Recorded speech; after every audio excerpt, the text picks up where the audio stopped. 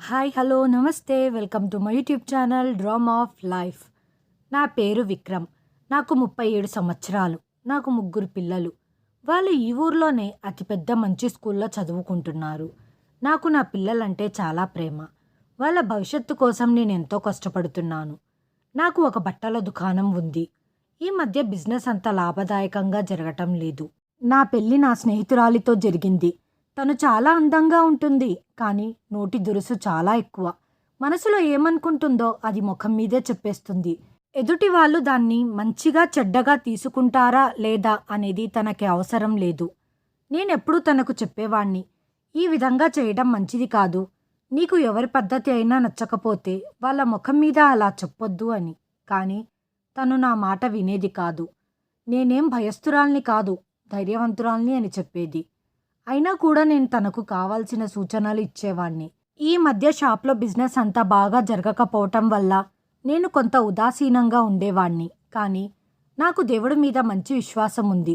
Shop తెరిచే ముందు నేను దేవుణ్ణి ప్రార్థించుకొని పూజ చేసుకొని, దేవుడా, నా వ్యాపారం 3 పువ్వులు 6 కాయలుగా వర్ధిల్లాలి అని కోరుకొని షాపు తెరిచేవాడిని. కానీ నాకు అనిపించేది, దేవుడికి నా మీద కోపంగా ఉందేమో, అందుకే నా వ్యాపారం సరిగ్గా జరగడం లేదు అని అనుకునేవాణ్ణి. ఒకరోజు నేను షాప్లో కూర్చొని ఉన్నాను. మధ్యాహ్నం అయ్యింది. ఎవ్వరు కూడా నా షాప్కి బట్టలు కొనటానికి రాలేదు.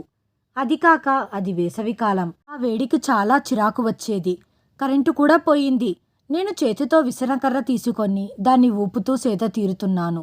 అనుకోకుండా నా చూపు ఎదురుగా ఉన్న షాపు పైన పడింది. అక్కడ ఒక్కరి తర్వాత ఒకరు వచ్చి బట్టలు కొనుక్కొని వెళ్తూ ఉన్నారు. వ్యాపారం చాలా బాగా జరుగుతుంది. నా షాప్ ఆ షాపు కంటే చిన్నదేమీ కాదు. అక్కడ ఎన్ని రకాల బట్టలున్నాయో నా షాపులో కూడా అన్ని రకాల బట్టలుండేవి. నా చూపంతా ఆ షాపు వైపే ఉండగా అనుకోకుండా ఒక బిచ్చగత్త అక్కడికి వచ్చి నా షాప్ ముందు నిలబడి చెయ్యి చాచి అడుక్కుంటుంది.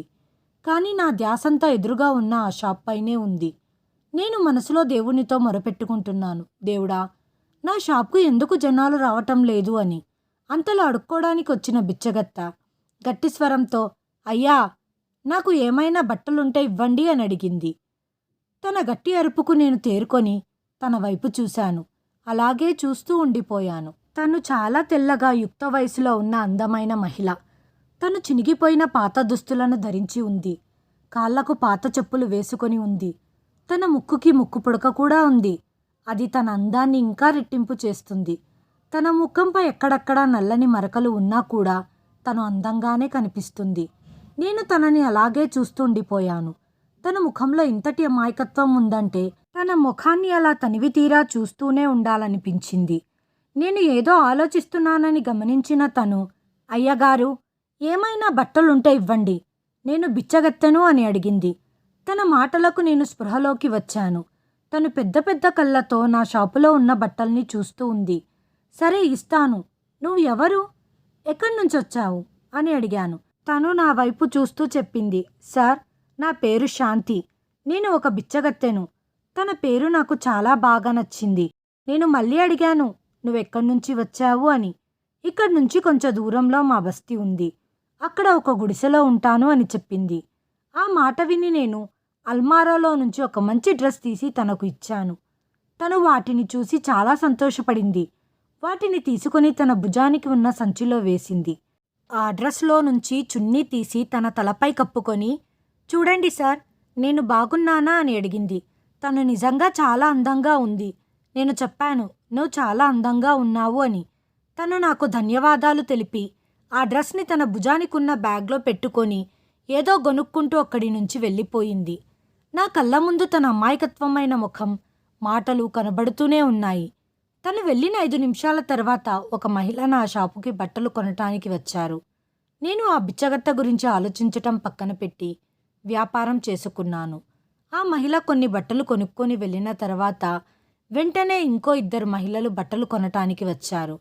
అదేవిధంగా కొనసాగుతూ రోజంతా నా వ్యాపారం బాగా జరిగి కొనుగోలుదారులు ఒకరి తర్వాత ఒకరు వచ్చి 5-10 జతల బట్టలు కొనుక్కుంటూ వెళ్లారు. నేను రోజు ఎదురు షాప్లో ఇంతమంది వ్యక్తులు బట్టలు కొనడానికి వస్తున్నారు, ఎంతమంది వెళ్తున్నారు అని చూస్తూ ఉండేవాణ్ణి. కానీ ఈరోజు నా షాప్లో అంతకంటే ఎక్కువ మంది కొనుగోలుదారులు వచ్చి నాకు ఊపిరాడనంత బిజీలో ఉంచారు. ఈరోజు మొదటిసారిగా ఇంతమంది కొనుగోలుదారులు నా షాప్కి వచ్చి నా దగ్గర ఉన్న బట్టలన్నీ కొనేశారు. సాయంత్రానికి నా షాప్ మొత్తం ఖాళీ అయిపోయింది. దీన్ని చూసి నాకు ఆశ్చర్యం వేసింది. ఇదంతా ఎలా జరిగింది అని చాలా ఆశ్చర్యపోయాను. ఒకే రోజు ఇంతమంది కొనుగోలుదారులు ఎలా వచ్చారు? వచ్చిన డబ్బంతా జమ చేసి కొత్త సరుకు కొనుగోలు చేసి మళ్ళీ షాప్ అంతా నింపేశాను. మిగిలిన డబ్బుల్ని ఇంటికి తీసుకొని వెళ్ళాను. జరిగిన విషయాన్నంతా నా భార్యకు చెప్పాను. తను చాలా సంతోషపడింది. ఆ దేవుడికి కృతజ్ఞతలు తెలుపుకుంది. నేను మళ్ళీ షాప్కి వెళ్ళి కొనుగోలుదారుల కోసం ఎదురు చూస్తూ ఉన్నాను. మళ్ళీ అదే బిచ్చగత్త నా షాప్ ముందుకు వచ్చేసింది. నేను ఆమెను చూసి ఆశ్చర్యపోయాను. ఎందుకంటే తను నిన్న వేసుకున్న బట్టలే వేసుకొని ఉంది. నేను నిన్న తనకి ఒక కొత్త జత బట్టల్నిచ్చాను. అవి ధరించకుండగా తను ఆ మురికి బట్టలే వేసుకొని వచ్చింది. అయినా కూడా తను బాగానే ఉంది. తనను చూడగానే నాకెందుకో ఉల్లాసంగా అనిపించింది. ఆ బిచ్చగత్త నిన్నటి మాదిరిగానే అయ్యగారు నాకు బట్టలుంటే ఇవ్వండి అని చెయ్యి చాచి అడిగింది. తను ఎంతో సుకుమారంగా అడుగుతుంటే నేను లేదు అని చెప్పలేకపోయాను. తన అమాయకత్వపు చూపులను చూస్తుంటే తనను వ్యతిరేకించాలనిపించటం లేదు. నేను ఈరోజు మళ్ళీ తనకి ఒక జత బట్టల్ని తీసి ఇచ్చాను. అందులో నుంచి నీలిరంగు చున్నీ తీసి తలపై వేసుకొని నిన్నటి మాదిరిగానే అయ్యగారు నేను బాగున్నానా అని అడిగింది. తను చాలా తెల్లగా ఉంటుంది. తన పైన నీలిరంగు చున్నీ చాలా అందంగా కనపడుతుంది. నువ్వు చాలా బాగున్నావు అని చెప్పాను. తను వెంటనే ఆ బట్టల్ని తన భుజానికున్న బ్యాగులో వేసుకొని అక్కడి నుంచి తొందరగా వెళ్ళిపోయింది. తను వెళ్తున్నంతసేపు నేను తనని గమనిస్తూనే ఉన్నాను. తను వెళ్ళిన కొంతసేపటి తర్వాత నా షాప్ ముందు కొనుగోలుదారులు రావటం ఎక్కువయింది. నేను రోజంతా బాగా బిజీ అయిపోయాను. ఒకరి తర్వాత ఒకరు కొనుగోలుదారులు వస్తూనే ఉన్నారు. నేను చాలా అలసిపోయాను. మధ్యాహ్నం భోజనం చేసే టైం అయింది. కానీ షాపులో కొనుగోలుదారులు బాగా ఉన్నారు. నేను ఒక్కడిని వాళ్ళందరినీ మేనేజ్ చెయ్యలేకపోతున్నాను. ఒక పనివాణ్ణి పెట్టుకోవాలి అని అనుకున్నాను. ఆ రోజు కూడా నేను అంచనా వేసిన దానికంటే ఎక్కువ మంది కొనుగోలుదారులు రావటం వల్ల నేను చాలా సంతోషించాను. ఆ రోజు సాయంత్రం ఒక పనివాడిని పనిలోకి తీసుకున్నాను. అతనికి నెల జీతం ఇచ్చేటట్లు మాట్లాడాను. అతను ఒప్పుకున్నాడు. రోజురోజుకి నా బిజినెస్ గణనీయంగా పెరుగుతూ వచ్చింది. ప్రతిరోజు షాపు తెరిచిన తర్వాత ఉదయాన్నే ఆ బిచ్చగత్త రావటం, నేను ఫ్రీగా బట్టలు ఇవ్వడం ఆనవాయితీగా అయిపోయింది. కానీ తను ఎప్పుడూ ఆ కొత్త దుస్తులను ధరించినట్లు నేను చూడలేదు. ఎప్పుడూ ఆ పాత దుస్తులు, చినిగిపోయిన దుమ్ము పట్టిన దుస్తులనే ధరించేది. ఒకరోజు నేను తనని అడిగాను, ఎందుకు నువ్వు నేనిచ్చిన కొత్త బట్టలు వేసుకోవు అని. తన నుంచి నవ్వే నాకు సమాధానంగా వస్తుంది మరియు కొత్త బట్టలు తీసుకొని వెళ్ళిపోతుంది. నేను కూడా తన అమాయకత్వానికి చాలా సంతోషించేవాడిని. అందుకే నేను తనని వ్యతిరేకించేవాణ్ణి కాదు. నేను ఈ విషయం గురించి ఇంట్లో ప్రస్తావన తేలేదు. నా భార్యకు అస్సలు చెప్పలేదు. నాకు తెలుసు, నా భార్యకి ఈ విషయం చెప్పినట్లయితే తను నాకు గట్టిగా క్లాసు పీకుతుంది. ఒక బిచ్చగత్తెకి ఎందుకు కొత్త బట్టలు ఇస్తున్నారు అని అరుస్తుంది. రేపట్నుంచి నువ్వేమివ్వద్దు అని చెబుతుంది. రోజు ఆ బిచ్చగత్త రావటం, బట్టలు తీసుకొని పోయిన కొంతసేపటికే కొనుగోలుదారులు బాగా ఎక్కువైపోవటం, నేను ఊపిరి పీల్చుకోలేనంతగా బిజీగా ఉండేవాడిని. నాకు వ్యాపారంలో నేను అనుకున్న దానికంటే ఎక్కువ లాభాలు వచ్చాయి. ఇంట్లో కనకపు వర్షం కురుస్తున్నట్లయింది. నేను ఆలోచిస్తున్నాను, ఇంతకు ముందెప్పుడూ ఇలా లేదు. ఇప్పుడెందుకు ఇలా జరుగుతుంది? ఆ బిచ్చగత్త నా షాప్కి వచ్చి వెళ్ళిన కొద్దిసేపటికే కొనుగోలుదారుల గుంపులుగా నా షాపుకు వచ్చి వ్యాపారం చేస్తున్నారు. నేను రోజు ఎదురుగా ఉన్న షాప్లో ఎంతమంది వచ్చిపోతున్నారని లెక్క పెట్టేవాడిని. కానీ ఇప్పుడు నా పరిస్థితి పూర్తిగా మారిపోయింది. నేను ఇదే ఆశించి ఆ బిచ్చగత్తెకు రోజుకో కొత్త బట్టలు ఇచ్చేవాణ్ణి. ఇప్పుడు నాకు ఆ బిచ్చగత్తె మీద అనుమానం వస్తుంది. ఈ విషయం ఏంటో కనుక్కోవాలి అని అనిపించింది.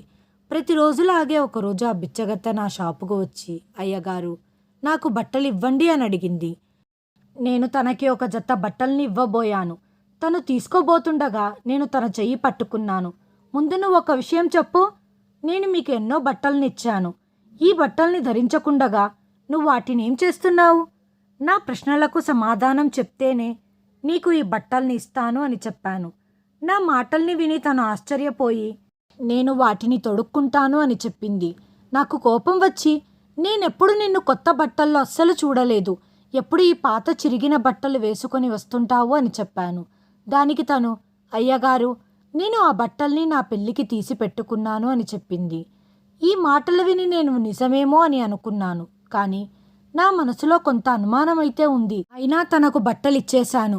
తను ఆ బట్టల్ని తీసుకొని తన మార్గంలో తను వెళ్ళిపోయింది. నేను నిజమేమిటో తెలుసుకోవాలని నిశ్చయించుకున్నాను. షాప్లో పనికి పెట్టుకున్న అతన్ని షాప్లోనే ఉంచి నేను నా బట్టల్ని చేంజ్ చేసుకొని మాస్క్ పెట్టుకున్నాను. షాప్లో పనిచేసే అబ్బాయి నన్ను చూసి ఆశ్చర్యపోయాడు. ఇదంతా ఎందుకు చేస్తున్నారు అని అడిగాడు. నేను తనకు సమాధానం చెప్పకుండగా షాప్ని కొద్దిగా సేపు చూసుకో, నేను బయటికి వెళ్ళి వస్తాను అని చెప్పి షాప్ నుంచి బయలుదేరాను. బిచ్చగత్త వెళ్ళిన మార్గంలో కొంత దూరం వెళ్ళేసరికి నాకు తను కనపడింది. నేను తనకి కనపడకుండగా అనుసరిస్తూ వెళ్తున్నాను. తను దారిలో వ్యక్తులను అడుక్కుంటూ వెళ్తుంది. కొంతమందిని డబ్బులు అడుగుతుంది, కొంతమందికి ఆహారం అడుగుతుంది. ఎవరికి వారు తోచినట్లుగా తనకు ఇచ్చేవాళ్ళు. వాటితో తన సంచి నింపుకుంటూ తన మార్గంలో వెళ్ళేది. నేను తనను అనుసరిస్తూ అంతా గమనిస్తూనే ఉన్నాను. తనకి కనపడకుండగా జాగ్రత్త పడుతున్నాను. నేను తనకి కొద్దిగా దూరంలోనే ఉన్నాను. తను ఒక పిల్లల గుంపు దగ్గరికి వెళ్ళి తన భుజానికి ఉన్న సంచి పక్కన పెట్టి వాళ్ళతో మాట్లాడుతూ కూర్చుంది. తిరిగి కొంతసేపటికి అక్కడి నుంచి బయలుదేరింది. తను నడుచుకుంటూనే వెళ్తుంది కాబట్టి నేను కూడా నడుచుకుంటూనే తనని అనుసరించవలసి వచ్చింది. 30 నిమిషాలు నడిచిన తర్వాత తను ఒక ప్రదేశానికి చేరుకుంది. అక్కడ ఎక్కువ మంది పిల్లలు లేరు. అక్కడక్కడ కొన్ని గుడిసెలు ఉన్నాయి. తను ఆ గుడిసెల వైపు వెళ్ళింది. నేను అనుకున్నాను, బహుశా తన ఇల్లు ఇక్కడే ఉండవచ్చు అని. గుడిసెలన్నీ దూరం దూరంగా ఉన్నాయి. ప్రతి గుడిసెకు తెరలు కట్టి ఉన్నాయి. లోపల ఎవరు ఉన్నారో ఏం చేస్తున్నారో అని తెలుసుకోవడం కష్టంగా ఉంది. నేను తనని అనుసరిస్తూ తన వెనకాలే వెళ్తున్నాను. తను ఒక గుడిసె దగ్గర వెళ్ళి అక్కడ పరదాను తీసింది. అక్కడున్న పరిస్థితి చూసి నా తల మీద పిడుగుపడినట్లుగా అయింది.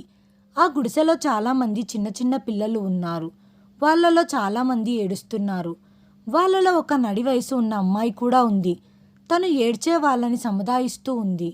ఆ గుడిసెలో అంతమందిని చూసేసరికి తన మీద అనుమానం ఇంకా ఎక్కువైంది. ఆ పిల్లలు తన పిల్లలు కాదు. తను పెళ్ళైన అమ్మాయిలాగా కనిపించదు. ఇక్కడ ఎంతమంది పిల్లలు ఉండటానికి కారణం ఏమై ఉంటుంది? తను ఏమన్నా పిల్లల్ని దొంగతనం చేస్తుందా? తప్పకుండా ఇదే నిజమై ఉంటుంది. వాళ్ళందర్నీ తన ఆధీనంలో పెట్టుకుంది. లేకపోతే వీళ్ళ తల్లిదండ్రులను డబ్బులు అడగటానికై ఉంటుంది. లేదా తనతో పాటు వీళ్ళను కూడా బిచ్చమెత్తటానికి పంపించి వాళ్ళ నుంచి డబ్బులు ఆశిస్తూ ఉంటుంది.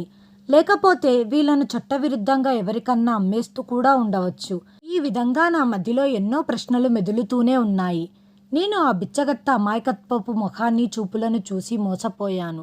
నా మీద నాకే అసహ్యం వేసింది. తనకిన్ని రోజుల నుంచి ఫ్రీగా కొత్త బట్టలు ఇస్తున్నాను. నేను ఒక చెట్టు చాటున దాక్కొని తనని గమనిస్తూ ఉన్నాను. తను ఆ నడి వయసు గల అమ్మాయితో మాట్లాడుతూనే ఉంది. ఆ అమ్మాయి ఈమె మాటలకు తల ఊపుతూ ఉంది. ఎప్పుడైతే పిల్లల ఏడుపులు పెద్దగా అయ్యాయో అప్పుడు ఆ బిచ్చగత్త తన సంచిలో నుంచి పండ్లను తీసి వాళ్లకు ఇచ్చింది. పిల్లలందరూ 3 నుంచి 8 సంవత్సరాల వయసు వారై ఉంటారు.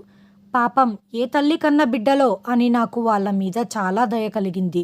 ఇంతలో పక్కన ఉన్న గుడిసెలో నుంచి తెర తీసుకొని ఒక ముసలావిడ వాళ్ళ దగ్గరకు వచ్చింది. ఆ గుడిసెలో కూడా కొంతమంది పిల్లలు ఉన్నారు. వాళ్ళు 8 నుంచి 12 సంవత్సరాల వయసు కలిగిన వారు. ఆ ముసలావిడ ఆ బిచ్చగత్త దగ్గరికి వచ్చి చేతులు ఊపుతూ ఏదో సంభాషణ చేస్తూ ఉంది. నాకు వాళ్ళ మాటలు వినపడటం లేదు. కానీ వాళ్ళు సైగలు చేస్తుంటే నాకు ఏదో అనుమానం కలిగింది. నాకు ఒంటి నిండా చెమటలు పట్టేశాయి. ఇదంతా వీళ్ళ ఏరియా. ఇక్కడ ఉన్న అన్ని గుడిసెల్లో పిల్లలు ఉన్నారేమో. వీళ్ళదిదే బిజినెస్ అనుకుంటా. ఎంతమంది పిల్లల్ని వీళ్ళు బంధించి ఉన్నారు? దీని గురించి ఆలోచిస్తూ నేను తిరిగి నా షాపుకు వచ్చేశాను. డ్రెస్ చేంజ్ చేసుకొని గట్టిగా ఊపిరి పీల్చుకొని నేను చూసి గమనించిన దాని గురించి ఏం చేస్తే బాగుంటుందని ఆలోచిస్తూ షాప్లో పనిచేసే అబ్బాయికి సెలవిచ్చి పంపించేసి నేను షాప్ బంద్ చేసుకొని ఇంటికి వచ్చేశాను. నా కళ్ళ ముందు ఎప్పుడూ ఆ చిన్నపిల్లల ఏడుపు, వాళ్ళ బాధలే కనపడుతూ ఉన్నాయి. తను వాళ్ళని ఏం చేస్తుందో అని దాని గురించి ఆలోచిస్తే నాకు భయమేస్తుంది. నాలో వణుకు పుడుతుంది. నేను ఇంటికి వచ్చాక పిల్లలతో కూడా ఏమీ మాట్లాడకుండగా సైలెంట్గా కూర్చుండిపోయాను. లేకపోతే నేను ప్రతిరోజు ఇంటికి వచ్చిన వెంటనే పిల్లలతో మాట్లాడుతూ సమయాన్ని గడిపేవాడిని. నా భార్య నా పరిస్థితిని చూసి నాలో ఏదో తేడాని గుర్తించింది. నా దగ్గరకు వచ్చి ఏం జరిగింది? ఎందుకు ఇంత ఆలోచిస్తున్నారు? దేని గురించి ఆలోచిస్తున్నారు? ఇంతకు ముందెప్పుడు ఇలా లేరు, చెప్పండి ఏం జరిగిందో అని అడిగింది. నేను మొదట తనకి విషయం చెప్పకుండా దాటివేశాను. కానీ ఎప్పుడైతే తను చెప్పాల్సిందే అని గట్టిగా పట్టుపట్టిందో తనకి అన్ని విషయాలు చెప్పేశాను. నేను ఆ బిచ్చగత్తకు బట్టలిచ్చే విషయం తప్ప ఒకవేళ నేను తనకు ఆ విషయం చెప్పి ఉంటే తను నన్ను పిచ్చివాడిగా భావించి నాపై విరుచుకపడేది. ఫ్రీగా అన్ని బట్టలు ఎందుకు ఇచ్చారు అని. నేను చెప్పిన మాటలు విని తను కూడా ఆలోచనలో పడింది. ఆ చిన్నపిల్లల భవిష్యత్ ఏమవుతుంది అని అనుకుంటూ, ఈ సమస్యలన్నిటికీ పరిష్కారం ఒక్కటే, మీరు పోలీస్ స్టేషన్కి వెళ్ళి కంప్లైంట్ చేయండి. వాళ్ళే ఆ బిచ్చగత్తెను అదుపులోకి తీసుకొని ఆ పిల్లల్ని వాళ్ళ తల్లిదండ్రులకు దగ్గర చేస్తారు. మీ టెన్షన్ కూడా పోతుంది. నా భార్య మాటలు విని నేను ఆలోచనలో పడ్డాను. తను చెప్పింది కూడా కరెక్టే. విషయం ఒకరిద్దరి పిల్లల గురించి కాదు, 25 నుంచి 30 మంది పిల్లల గురించి. వాళ్ళు ఆ బిచ్చగత్తె ఆధీనంలో ఉన్నారు. తమ తల్లిదండ్రుల ప్రేమను నోచుకోలేక దూరంగా దరిద్రాన్ని అనుభవిస్తున్నారు. పిల్లలను పోగొట్టుకున్న ఆ తల్లిదండ్రుల మనోవేదన ఏ రకంగా ఉంటుందో నేను గుర్తించగలను. నేనొక్కడే ఆ బిచ్చగత్తెను ఎదిరించలేను. వాళ్ళది చాలా పెద్ద నెట్వర్క్ ఉన్నట్టుంది. వాళ్ళను పట్టుకోవడం చాలా కష్టతరమైన పని. ఈ సమస్యను పోలీసులు అయితేనే చక్కదిద్దగలరు. వాళ్ళే కరెక్ట్గా దీన్ని హ్యాండిల్ చేయటానికి సమర్థులు. నేను ఒక్కడే ఈ విషయంలో తలదూరిస్తే నేను ఇరుక్కునే పరిస్థితి ఎదురవుతుంది. నా భార్య చెప్పిన విషయాలు కూడా నేను ఆలోచించి ఒక నిర్ణయానికి వచ్చాను. ఈ సమస్యను పరిష్కరించడానికి పోలీసులైతేనే కరెక్ట్. వాళ్ళకి ఈ విషయం గురించి చెప్తాను అని నిశ్చయించుకున్నాను. మరుసటి రోజు ఆ బిచ్చగత్త యథావిధిగా నా షాపు ముందుకు వచ్చింది. నేను తనని ఏమీ అడగకుండగా తనకొక డ్రెస్ ఇచ్చి పంపించాను. షాప్లో పనిచేసే అబ్బాయిని షాప్ చూసుకో అని చెప్పి నేను పోలీస్ స్టేషన్కి బయలుదేరాను. పోలీస్ స్టేషన్ వెళ్ళాక అక్కడ అందరూ చాలా బిజీగా ఉన్నారు. అక్కడ ఉన్న ఒక కానిస్టేబుల్ ఏంటి విషయం అని చెప్పారు. నేను ఎస్ఐ గారిని కలవాలి అని చెప్పాను. సార్ గారు బిజీగా ఉన్నారు, 30 నిమిషాలు కూర్చోండి అని చెప్పాడు. అతను ఒక 30 నిమిషాల తర్వాత ఎస్ఐ గారు ఫ్రీ అయ్యారు అని నన్ను లోపలికి పిలిచారు. ఎస్ఐ గారికి నేను జరిగిన విషయమంతా చెప్పాను. ఆయన అంతా పూర్తిగా విని ఈ విషయాన్ని నేను డీల్ చేస్తాను అని నాకు భరోసా ఇచ్చారు. మీరు కేవలం నాకు ఆ స్థలం ఎక్కడుందో చెప్పండి, లేదా నాతో పాటు రండి అని ఆ ఎస్ఐ గారు చెప్పారు. నేను ఎస్ఐ గారికి ఆ స్థలం గురించి చెప్పాను. మరియు నేను కూడా మీతో పాటు వస్తాను. అక్కడ ఏం జరుగుతుందో నా కళ్ళతో చూడాలని ఉంది. ఇంకొంచెం సేపు ఎస్ఐ గారితో మాట్లాడి నేను అక్కడి నుండి షాపుకు తిరిగి వచ్చేశాను. నేను నా వ్యాపారంలో మునిగిపోయాను. సాయంత్రం ఎస్ఐ గారి నుంచి ఫోన్ వచ్చింది. మేము ఇప్పుడే ఆ ప్రాంతాన్ని ముట్టడించబోతున్నాం. వీలైనంత తొందరగా ఆ పిల్లలను ఆ బందీ నుంచి విముక్తి చేసి వాళ్ళని వాళ్ళ తల్లిదండ్రులకు అప్పగించాలి. లేకపోతే ఆ బిచ్చగత్తె ఆ పిల్లలను ఏమైనా చేయవచ్చు. ఈ మాటలు విన్న వెంటనే నేను పోలీస్ స్టేషన్కి వెళ్ళాను. ఇక్కడ ఎస్ఐ గారు వాళ్ళ సిబ్బందితో అంతా రెడీగా ఉన్నారు. 20 మందితో 2 టీములు రెడీగా ఉన్నాయి. నేను పోయిన వెంటనే అందరం కలిసి ఆ ప్రాంతానికి బయలుదేరాము. దారిలో ఎస్ఐ గారు నా గురించి అడిగారు. మీరెక్కడ ఉంటారు, ఏం చేస్తుంటారు అని. నేను ఆయనకు నా గురించి మొత్తం చెప్పేశాను. ఏ విషయాన్ని దాచిపెట్టలేదు. ఆయనకు నా మీద మంచి నమ్మకం కలిగింది. ఎస్ఐ గారు కూడా దొంగతనాలు, దోపిడీలు, ప్రస్తుతం జరిగే నేరాల గురించి నాకు చెబుతూ వచ్చారు. ఏ విధంగా వ్యక్తులు ఒకరికొకరు శత్రువులుగా మారి ఒకరికొకరికి నష్టాలు కలగజేస్తారు, పక్క వాళ్ళని బెదిరించి వాళ్ళని మోసం చేసి ఎలా డబ్బులు సంపాదిస్తారో ఇదంతా ఇప్పుడు మామూలుగా జరిగిపోతుంది. ప్రతి ఒక్క వ్యక్తి మనసులో అనుకుంటుంటాడు, నా పని జరిగితే చాలు, పక్కవాడు ఏమైతే నాకేమి. నేను ఆయన చెప్పే మాటలన్నీ ఆలోచించి ఇది నిజమే కదా అని అనుకుంటుండగానే మాటల్లో మేము ఆ ప్రాంతానికి వచ్చేశాము. ఎస్ఐ గారు వాహనాలన్నీ ఆ ప్రాంతానికి కొంచెం దూరంలోనే ఆపారు. తమ సిబ్బందిని ఆ ప్రాంతానికి 4 వైపుల నుంచి చుట్టుముట్టమని ఆజ్ఞాపించారు. ఎస్ఐ గారి ఆదేశాల అనుసారం వాళ్ళ సిబ్బంది ఆ ప్రాంతానికి 4 వైపుల నుంచి చుట్టుముట్టింది. నేను వాహనంలోనే కూర్చొని జరిగేదంతా గమనిస్తూ ఉన్నాను. ఎందుకంటే ఎస్ఐ గారు నన్ను కిందికి దిగవద్దు అని చెప్పారు. బయటికి రావటం వల్ల మీ పైన దాడి జరగవచ్చు. వాళ్ళ దగ్గర ఏ ఆయుధాలు ఉన్నాయో తెలియదు. మీ ప్రాణానికి ప్రమాదం కావచ్చు. ఎస్ఐ గారు చెప్పింది కరెక్టే అని నేను వాహనంలో కూర్చొని జరిగేదంతా గమనిస్తూ ఉన్నాను. ఎస్ఐ గారు గట్టిగా అరుస్తూ ఆ బిచ్చగత్తని బయటికి రమ్మని ఆదేశించారు. ఎస్ఐ గారి కేకలు విని ఆ బిచ్చగత్త, ముసలావిడ, ఆ నడివయసు అమ్మాయి బయటికి వచ్చారు. వాళ్ళని చూసిన ఎస్ఐ గారు వాళ్ళని లొంగిపోండి అని ఆదేశించారు. ఎస్ఐ గారి మాటలు విని వాళ్ళకు ఏం జరుగుతుందో అర్థం కాక భయానికి లోనై ఆశ్చర్యంగా చూస్తూ ఉన్నారు. నేను దూరం నుంచి వాళ్ళ ప్రతి కదలికను గమనిస్తూనే ఉన్నాను. ఆ బిచ్చగత్త చేతులు జోడించి ఎస్ఐ గారిని ఏదో అర్థిస్తుంది, కానీ ఆయన దాన్ని వ్యతిరేకిస్తున్నారు. కొంతసేపటికి గుడిసెలో నుంచి పిల్లలు కూడా బయటికి వచ్చారు. జరిగిందంతా చూస్తూ వాళ్ళు ఏడుస్తున్నారు. వీళ్లను అరెస్టు చేయండి అంటూ ఎస్ఐ వారు వాళ్ళ సిబ్బందిని ఆజ్ఞాపించారు.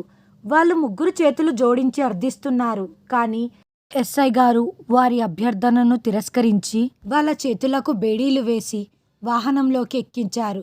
కొంచెం సేపటి తర్వాత గుడిసెలన్నిటినీ వెతకటం జరిగింది, కానీ ఎటువంటి ఆధారాలు లభ్యం కాలేదు. అనుమానాస్పదమైన వ్యక్తులు ఎవరు కూడా కంటపడలేదు. వీళ్ళకు సంబంధించిన వ్యక్తులు కూడా ఎవ్వరూ లేరు. ఎటువైపు నుంచి కూడా దాడి జరగలేదు. పోలీసులను చూసి వాళ్ళెక్కడన్నా దాక్కొని ఉంటారు అని అనుకున్నాను. పిల్లలందరూ ఏడుస్తున్నారు. వాళ్ళని వెంటనే మినీ బస్సులో ఎక్కించుకొని పోలీస్ వాళ్ళు స్టేషన్ వైపు బయలుదేరారు. నేను ఎస్ఐ గారితో మాట్లాడాను. ఆయన పిల్లలను వాళ్ళ తల్లిదండ్రుల దగ్గరకు చేరుస్తానని నాకు భరోసా ఇచ్చారు. ఈ కేసు కోసం ప్రత్యేకమైన ఫైల్ తయారు చేయడం జరిగింది. ఆ ముగ్గురిని కూడా స్టేషన్కు తీసుకువెళ్ళి లాకప్లో వేయడం జరిగింది. నేను ప్రశాంతంగా ఇంటికి చేరాను. నేను ఈరోజు చాలా మంచి పని చేశాను అని లోపల చాలా సంతోషపడుతున్నాను. నేను జరిగిందంతా నా భార్యకు చెప్పాను. తను విని చాలా సంతోషపడింది. నన్ను చాలా మెచ్చుకుంది. అంతా ప్రశాంతంగా అనుకున్నట్లే జరిగిపోయింది. ఎవరికి కూడా ఏ విధమైన ప్రమాదం జరగలేదు. మనసులో అనుకున్నాను, కనీసం ఇప్పుడైనా పిల్లలు వాళ్ళ తల్లిదండ్రుల చెంతకు చేరుతారు అని ఆనందపడ్డాను. మరుసటి రోజు షాపుకి యథావిధిగా బయలుదేరి వెళ్ళాను. రొటీన్గా ఆ బిచ్చగత్త రాలేదు. మధ్యాహ్నం 12 అయిపోయింది. బట్టలు కొనడానికి ఒక్క వ్యక్తి కూడా రాలేదు. నేను ఎదురుగా ఉన్న షాప్ వైపు చూస్తూ ఉండిపోయాను. ఆ షాప్లో బట్టలు కొనటానికి చాలామంది వచ్చారు. సాయంత్రం అయిపోయింది. నా షాప్కి కేవలం ఒక వ్యక్తి వచ్చాడు. అతను కూడా కేవలం ఒక సూటు మాత్రమే కొనుగోలు చేసి వెళ్ళిపోయాడు. మళ్ళీ ఆ బిచ్చగత్త రాకముందు ఎలా ఉందో ఆ పాత రోజుల్లో లాగే జరుగుతుంది. తర్వాత 2 రోజులు కూడా ఇదే జరిగింది. వ్యాపారానికి ఒకరిద్దరు వచ్చేవాళ్ళు, అంతే. సర్కంతా అలాగే ఉండిపోయింది. వ్యాపారం అస్సలు బాగాలేదు. షాప్లో పనిచేసే అబ్బాయి కూడా చాలా నిరాశగా ఉండిపోయాడు. ఇలాగే ఉంటే నా ఉద్యోగం పోతుంది అని బాధపడుతున్నాడు. అవును, ఇలాగే ఉంటే నేను ఈ అబ్బాయిని ఉద్యోగంలో ఎలా పెట్టుకుంటాను? అతనికి జీతం ఎక్కడి నుంచి తెచ్చి ఇవ్వాలి అని ఆలోచనలో పడ్డాను. బిచ్చగత్తె వచ్చేటప్పుడు కొనుగోలుదారులు బాగా ఎక్కువగా వచ్చి వ్యాపారం బాగా జరిగేది. ఎప్పుడైతే ఆ బిచ్చగత్తె రావటం ఆగిపోయిందో అప్పట్నుంచి వ్యాపారం ఏమీ జరగటం లేదు. నన్ను ఆ బిచ్చగత్తె శపించి ఉంటుంది అని అనుకున్నాను. కానీ తను ఎలా శపిస్తుంది? తన రహస్యాన్ని పోలీసులకు నేనే చెప్పానని తనకు తెలియదు. రోజురోజుకి నా వ్యాపారం చాలా దారుణంగా తయారైపోయింది. ఎల్లప్పుడూ నా షాప్కు వచ్చేవాళ్ళు కూడా రావటం లేదు. నేను నా భార్యకు నా పరిస్థితి గురించి చెప్పాను. తను కూడా చాలా చింతిస్తుంది. కానీ దీని విరుగుడు తన దగ్గర కూడా లేదు. మనం వినియోగదారులను బలవంతంగా షాప్కు తీసుకురాలేము కదా. ఒకరోజు నేను ఎస్ఐకి ఫోన్ చేసి ఆ బిచ్చగత్త గురించి అడిగాను. ఆమె అసలు నోరు తెరవటం లేదు. తన నోటి నుంచి ఒక్కటే మాట వస్తుంది, ఈ పిల్లలందరూ నా పిల్లలే అని. ఆమెతో పాటు ఒక ముసలావిడ, ఒక నడివయసు అమ్మాయి ఉన్నారు. వాళ్ళు కూడా ఇవే సమాధానాలు చెబుతున్నారు. వాళ్ళు ఎక్కడా దొంగతనం చెయ్యలేదు, మరియు పిల్లల్ని ఎప్పుడూ కొట్టలేదు. పిల్లల్ని కూడా ఎక్కడా అమ్మలేదు. వాళ్ళకింతకుముందు ఎలాంటి క్రిమినల్ బ్యాక్గ్రౌండ్ లేదు, మరియు ఎలాంటి క్రిమినల్స్తో కూడా వాళ్లకు సంబంధాలు లేవు. కోర్టు ఆ ముగ్గురికి వ్యతిరేకంగా ఏమన్నా ఆధారాలు ఉంటే వాటిని సేకరించండి అని ఆజ్ఞాపించింది. కానీ వాళ్లకు వ్యతిరేకంగా ఎలాంటి ఆధారాలు లభ్యం కాలేదు.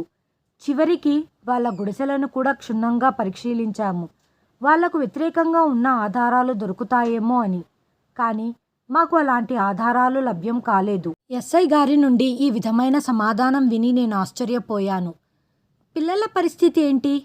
వాళ్ళ తల్లిదండ్రుల ఆచూకీ ఏమన్నా దొరికిందా? వాళ్ళు వచ్చి సాక్ష్యం చెప్తారు కదా, ఆ పిల్లలు మా పిల్లలే అని. ఆ పిల్లల తల్లిదండ్రుల ఆచూకీ ఎవ్వరికీ లభ్యం కాలేదు. పేపర్ ప్రకటన కూడా ఇచ్చాము, కానీ ఇప్పటి వరకు ఆ పిల్లల తల్లిదండ్రులు ఎవ్వరు కూడా మమ్మల్ని సంప్రదించలేదు. ఆ పిల్లలెప్పుడు మా అమ్మ దగ్గరికి పంపించండి అని ఏడుస్తూ ఉంటారు. అమ్మనా? అమ్మ ఎవరు అని అడిగాను. అదే ఆ బిచ్చగత్త. ఆ బిచ్చగత్తనే వాళ్ళ అమ్మ అని పిలుస్తున్నారు. ఎవరికి వ్యతిరేకంగా అయితే మీరు కంప్లైంట్ ఇచ్చారో ఆ బిచ్చగత్తని వాళ్ళు అమ్మ అని, ఆ ముసలావిడను అమ్మమ్మ అని, ఆ నడివయసు ఉన్న అమ్మాయిని పిన్ని అని పిలుస్తున్నారు. ఇదంతా విని నేను ఆశ్చర్యపోయాను. నాకేమీ అర్థం కావటం లేదు. ఏదో అంతా గందరగోళంగా ఉంది అనుకుంటూ ఫోన్ ఆఫ్ చేశాను. ఏదో మన కంటికి కనపడకుండగా జరుగుతుంది. నేను ఏదైనా తప్పు చేశానా అని అనిపించింది. దీని గురించి ఆలోచించి ఆలోచించి నా తల బద్దలైపోతుంది. కానీ ఏ ఆలోచన తట్టటం లేదు. పిల్లల గురించి కూడా పేపర్లో ప్రకటన ఇచ్చిన ఏ తల్లిదండ్రులు సంప్రదించకపోవటం చాలా ఆలోచించాల్సిన విషయం. నేను ఈ విషయాలు ఆలోచిస్తూ షాప్ని పనతనికి అప్పజెప్పి నేను పోలీస్ స్టేషన్కు బయలుదేరి వెళ్ళాను. నేను తిన్నగా ఎస్ఐ గారి దగ్గరికి వెళ్ళాను. నన్ను చూసిన వెంటనే ఎస్ఐ గారు రండి కూర్చోండి అని ఆహ్వానించారు. నేను ఆయన ముందు వెళ్ళి కూర్చున్నాను. నేను ఏదో చెప్పేలోపే ఎస్ఐ గారు ఇలా చెప్పారు. పిల్లలు ఏడ్చి ఏడ్చి వాళ్ళ పరిస్థితి దారుణంగా తయారయ్యింది. వాళ్ళెప్పుడు వాళ్ళ అమ్మ అమ్మమ్మ పిన్ని దగ్గరికి పంపించండి అని ఏడుస్తూ ఉన్నారు. నేను వాళ్ళలో కొంచెం పెద్ద వయసు ఉన్న పిల్లల్ని కూడా అడిగి చూశాను. వాళ్ళ అమ్మ ఎప్పుడు వాళ్ళని కొట్టలేదంట. ఎప్పుడు ఎంతో ప్రేమగా చూసుకునేదట. అమ్మమ్మ పిన్ని కూడా చాలా బాగా చూసుకునే వాళ్ళంట. అంతేకాకుండా వీళ్ళకెప్పటి నుంచైతే తెలివి వచ్చిందో అప్పటి నుంచి కూడా ఆ ముగ్గురితోనే ఉన్నారంట. వాళ్ళు ఇంకో విషయం కూడా చెప్పారు. అప్పుడప్పుడు వాళ్ళ అమ్మ కొత్త కొత్త పిల్లల్ని తీసుకొని వచ్చేది. వాళ్ళు కూడా మాతో పాటే ఉండేవాళ్ళు. ఎక్కడికి వెళ్ళేవాళ్ళు కాదు. మా అమ్మ చాలా మంచిది. మా కోసం ఆహారాన్ని బట్టల్ని సమకూర్చేది. మరియు మమ్మల్ని చాలా ప్రేమగా చూసుకుంటుంది. మమ్మల్ని చూడటానికి కానీ కలవటానికి కానీ బయట వ్యక్తులు ఎవ్వరూ వచ్చేవాళ్ళు కాదు. ఎస్ఐ మాటలు విని నేను ఇంకా తికమకపడ్డాను. దీని అర్థం ఏంటి అని అడిగాను. మీరు ఏదైతే ఆ బిచ్చగత్త గురించి చెప్పారో అదంతా కల్పితం. ఈ ముగ్గురికి వ్యతిరేకంగా మాకు ఎలాంటి ఆధారాలు లభ్యం కాలేదు. మీరు ఏదో పొరపాటు పడి ఉంటారు అని ఎస్ఐ గారు చెప్పారు. నేను ఇప్పుడే ఆ మహిళను ప్రశ్నించడానికి వెళ్ళబోతున్నాను. ఇంతలో మీరు వచ్చారు అని ఎస్ఐ గారు అనగానే నేను మీతో పాటే వస్తాను అని ఆయన వెంట నడిచాను. వాళ్ళు ముగ్గురు ఒకే చోట బందీ అయి ఉన్నారు. వాళ్ళ పరిస్థితి చూసి నాకు వాళ్ళ మీద చాలా జాలి కలిగింది. వాళ్ళను ఒక లేడీ కానిస్టేబుల్ విచారిస్తూ ఉంది.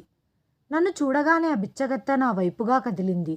బాబుగారు, మీరు రావడం చాలా మంచిదైంది. మీరే మా దేవుడు. ఆ దేవుడే మిమ్మల్ని మాకు సహాయం అందించటానికి పంపించాడు. ఆమెకు నాపై ఉన్న నమ్మకాన్ని చూసి నాపై నాకే సిగ్గేసింది. ఎవరినైతే తనకు సహాయం చేయటానికి ఆ దేవుడు రప్పించాడో అనుకుంటుందో అతడే వాళ్ళ ఈ పరిస్థితికి కారణం. ఎస్ఐ గారు నిశ్శబ్దంగా మమ్మల్ని చూస్తూ ఉన్నారు. నేను ఆ బిచ్చగత్తని అడిగాను, ఈ పిల్లలు ఎవరి పిల్లలు? ఇంతమంది నీ దగ్గర ఎందుకున్నారు? ఈ పిల్లలంతా నా పిల్లలు అని తన సమాధానం చెప్పింది. నేను కోపంగా చెప్పాను, నాకు తెలుసు నీకు ఇంకా పెళ్లి కాలేదని. ఇంతమంది పిల్లలు నీ పిల్లలు ఎలా అవుతారు అనగానే వీళ్ళు నా సొంత పిల్లలు కాకపోతే ఏమైంది? వీళ్ళను నేను పెంచాను కాబట్టి వీళ్ళు నా పిల్లలే అవుతారు. నా చిన్న వయసులోనే మా తండ్రి చనిపోయాడు. మేము గుడిసెల్లో ఉండేవాళ్ళం. బిచ్చమెత్తుకొని బతికేవాళ్ళం. అమ్మ ఆరోగ్యం బాగా దెబ్బతినింది. ఇక నేనే వీళ్లకు జీవనాధారం. నేనేమీ చదువుకోలేదు. నాకెవరుద్యోగం ఇస్తారు? నన్ను నేను కఠినంగా మార్చుకున్నాను. దీని కారణంగానే ఏ మగవాడు కూడా నన్ను తప్పుడు దృష్టితో చూడటానికి కూడా భయపడేవాడు. నేను బిచ్చమెత్తుక్కుంటూ ఊరంతా తిరిగేదాన్ని. నాకు తల్లిదండ్రుల ఎవరి ఆదరణ లేని అనాథ పిల్లలు కనపడేవాళ్ళు. వీళ్ళంతా రోడ్డు పక్కన పడుకునేవాళ్ళు. దొరికింది తిని దొరకనప్పుడు ఏడుస్తూ ఉండేవాళ్ళు. వీళ్ళలో ఎంతోమంది చిన్నపిల్లలు ఉన్నారు. వాళ్ళు ఏం చేస్తున్నారో వాళ్ళకే తెలియని పరిస్థితిలో ఉన్నారు. కొంతమంది పిల్లలైతే పుట్టిన 1-2 రోజులకి నాకు దొరికేవాళ్ళు. ఎవరో చేసిన పాపం వల్ల వీళ్ళు ఈ ప్రపంచంలోకి వచ్చారు. ఆ చెత్త కుప్పల నుంచి నేను వాళ్ళని తీసుకొని వచ్చి పెంచేదాన్ని. ఇలా చూసుకుంటూ నా దగ్గర 26 మంది పిల్లలు జమయ్యారు. అంత చిన్న పిల్లల్ని దూరం చేసుకుంటున్న ఆ తల్లిదండ్రులు కొంచెం కూడా ఆలోచించటం లేదు వీళ్ళ భవిష్యత్ ఏమవుతుందో అని. పిల్లలు అనాథలైన వెంటనే వాళ్ళ బంధువులు కూడా వీళ్ళని ఒంటరిగా వదిలేసి వెళ్ళిపోతారు. ఈ సమాజంలో మానవత్వం పూర్తిగా చనిపోయింది. మీరు ఈ పిల్లల్ని అడగండి. నేను, మా అమ్మ, నా చెల్లె వీళ్ళని పెంచింది. ఇదంతా విని నా మీద నాకు సిగ్గేసింది. నేనెంత పెద్ద తప్పు చేశాను? ఎస్ఐ గారు ఆమె మీద పెట్టిన కేసుని వాపస్ తీసుకోవటం జరిగింది. వాళ్ళని విడుదల చేసి కొన్ని రోజులు వాళ్ళపై నిఘా పెట్టడం జరిగింది. ఆమె చెప్పిందంతా కరెక్టే అని నిర్ధారించుకున్న తర్వాత ఎస్ఐ గారు మరికొంతమందితో కలిసి ఒక స్థలంలో వాళ్ళ కోసం ఇల్లు కట్టించారు. వాళ్లకు కావాల్సిన సదుపాయాలన్నీ సమకూర్చారు. నేను ప్రతి నెలా పిల్లల కోసం బట్టలు, ఆహారాన్ని సమకూర్చేవాడిని. నన్ను ఎస్ఐ గారిని మీరు బాగుండాలని ఎన్నో రకాలుగా ఆశీర్వదించింది. ఆ దేవుని దయ వల్ల నా వ్యాపారం మళ్ళీ పుంజుకుంది. విపరీతమైన లాభాలు రావటం మొదలయ్యింది. ఆ ఎస్ఐ గారికి కూడా సిఏ ప్రమోషన్ వచ్చింది. ఇదంతా మేము చేసిన పుణ్యానికి ఫలితం. ఎవరికైనా సహాయం చేస్తే అంతకు రెండింతలు మనకు మంచి జరుగుతుందనటానికి ఇదే నిదర్శనం. హాయ్ ఫ్రెండ్స్, ఈ వీడియోను చివరి వరకు చూసినందుకు ధన్యవాదాలు. ప్లీజ్ సబ్స్క్రైబ్ చేయండి, లైక్ చేయండి, షేర్ చేయండి, కామెంట్ చేయండి. Thanks for watching.